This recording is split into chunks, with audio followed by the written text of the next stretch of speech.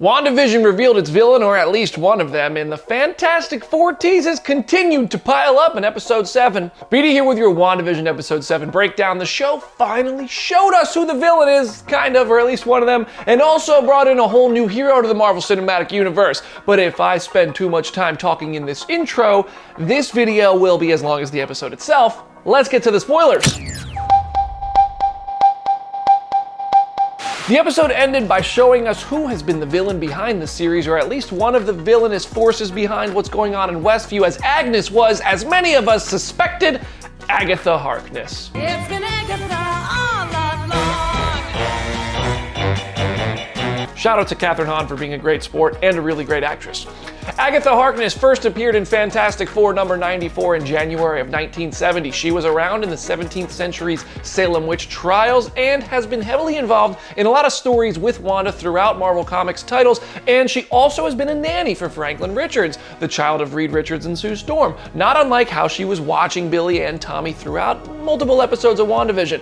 That said, she also has ties to Mephisto and is the one who in comics explains Billy and Tommy are actually fragments of Mephisto's soul, which had been used to create the children of Wanda and her robot husband, Vision.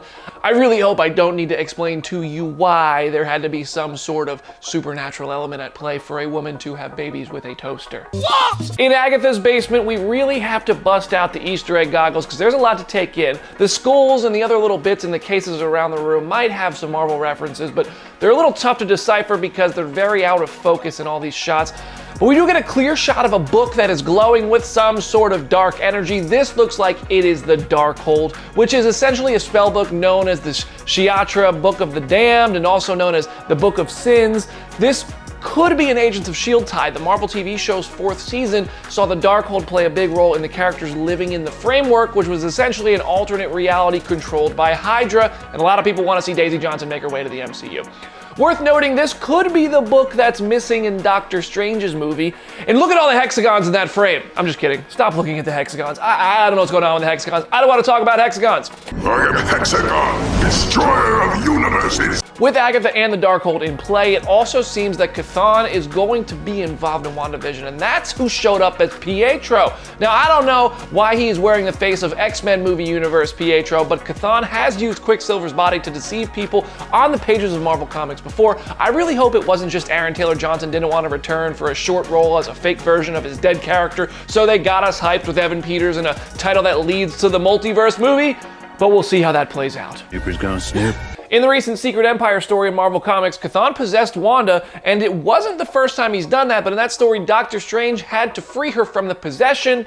This sort of story seems like a big possibility considering we're leading straight into the next Doctor Strange movie. Then there's Mr. Scratch, Agatha's little bunny rabbit. Somehow that might be her son, or at least a reference to him from comics, Nicholas Scratch. Nicholas Scratch becomes the leader of the New Salem in comics after convincing people that Agatha had betrayed them.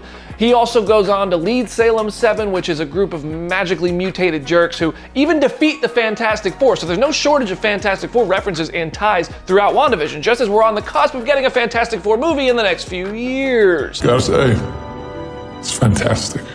Going by the comics, Scratch, if he turns out to be more than a rabbit in the MCU, could even be tied to the Fantastic Four getting to the negative zone with Reed Richards creating an opportunity to travel between universes by using that. We did not meet the aerospace engineer who was mentioned twice by Monica Rambeau in the 2 episodes leading up to this one, but despite the squad arriving, unless the random military woman was the contact and we all just overhyped ourselves, I'm betting somebody is still coming, and I'm really hopeful that it's Reed Richards, but a lot of people are rightfully starting to think it could be Adam Brashear, Monica's squad mate, Blue Marvel, when they were members of the Ultimates. The Blue Marvel and the Ultimates theories of it all is only fueled by the fact that Monica got her superpowers in this episode. That was kind of fast, really. It looks like she's going to be a combination of a couple of her different comic book counterparts. The aliases she has played, both Photon and Spectrum, seem to be peeking through, both in the powers of being able to see Westview through an energy reading lens when her eyes were blue when she first came through the force field, but also manipulating energy itself, as we saw in her feud with Wanda when she landed. Plus, the sword getup she's wearing, clearly a nod to the Spectrum costume in comics, so you gotta appreciate that. The commercial in this week's episode uses the word Nexus as like a pharmaceutical drug, but Nexus is a reference to Wanda being a Nexus being in Marvel Comics. This means Wanda is a being who is essentially the nexus of all realities, having connections to other universes, being the focal point of this universe, and having the ability to rewrite reality as she sees fit. All signs point to this commercial acknowledging those traits of hers. Whether or not they become a factor in the show, who knows? I plan on taking a quarantine-style staycation. Couple of quick Easter eggs I want to shout out before we go. The cereal box is called Sugar Snaps, and that almost certainly makes Thanos very, very proud. And the license plate in the opening credits, which was themed to The Office, it says Wanda, but above it says 122822, and that's a nod to Marvel legend Stan Lee's birthday, December 28, 1922.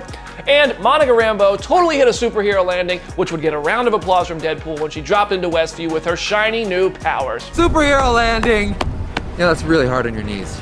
What Easter eggs and references did you catch in WandaVision Episode 7? Drop them in the comments section or send them my way on Instagram at BrandonDavisPD. And tune into Comicbook.com's Phase Zero podcast, hosted by yours truly, available now on all major podcast platforms with new episodes every Friday. I'm BD. I'll see you there.